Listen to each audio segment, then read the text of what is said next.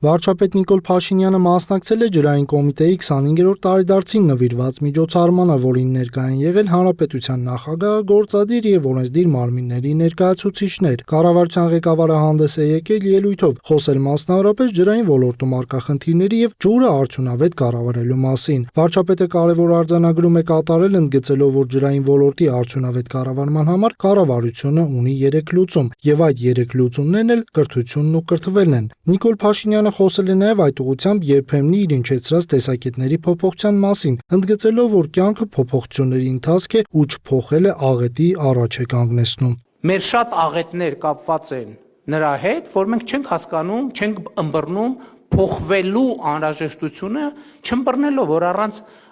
փոխվելու հնարավոր չի բան փոխել։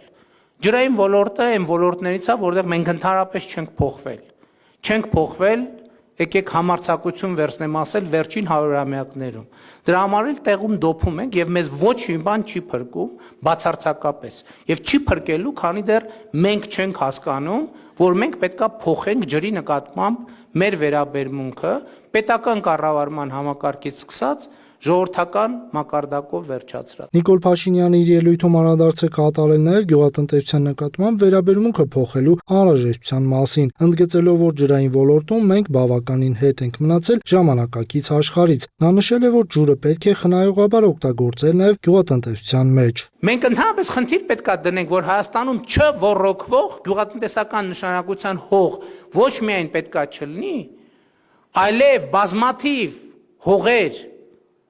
որոնք այսօր որևէ մեկի մտքով չի անցնում, որտեղ պետքա լինեն այգիներ, պետքա դառնան այգիներ։ Այսինքն գյուղատնտեսականից դուրս, որ համարվում է, չգիտեմ, այլ նշանակության հող, այդ բոլորը պետքա դառնան այգիներ, ու այսօր Հայաստանում, այսօրվա Հայաստանում այդ ջրային ռեսուրսը կա։ Փորձագիտական գնահատականներով Հայաստանում տարեկան 5-ից 7 միլիարդ խորանարդ մետր ջրային ռեսուրս է ձևավորվում։ Վարչապետը Սևանա լճից պաշարների անխնա օգտագործումը թեկուզ ոռոգման նպատակով նույնպես խնդրահարույց է համարել, նկատի ունենալով այդ մեծ ջրային պաշարի դերը Հայաստանի եւ հայ ժողովրդի կյանքում։ Վերջինս առաջարկել է ինտենսիվ զարգացնել կաթիլային ոռոգումը։ Կաթիլային ոռոգումը եւ ինտենսիվ գյուղատնտեսությունն է լուծումը եւ բացառվում է, որ գյուղատնտեսության են ձևերով ինչ էլ անենք։ Այսօրվա մեր գյուղատնտեսություն ինքը վնասաբեր է ամբողջությամբ, բացի ինտենսիվ գյուղատնտեսությունից վնասաբեր է ամբողջությամբ, որովհետև մենք չենք հաշվում իր ինքնարժեքը, կոնկրետ ջրի գինը թեր գնահատված է, եւ բացարձակապես ամբողջ գյուղատնտեսությունը աշխատում է վնասաբեր ոլորտ է, բացի ինտենսիվ գյուղատնտեսության եւ ինտենսիվ անասնապահությամբ։ Վերջին տարիներին կառավարությունը զարկ է տվել կաթիլային ոռոգման զարգացմանը գյուղատնտեսության մեջ, բացի այդ կառուցվել է Վեդիի ջրամբարը, նախատեսված է կառուցել եւս մի քանիսը։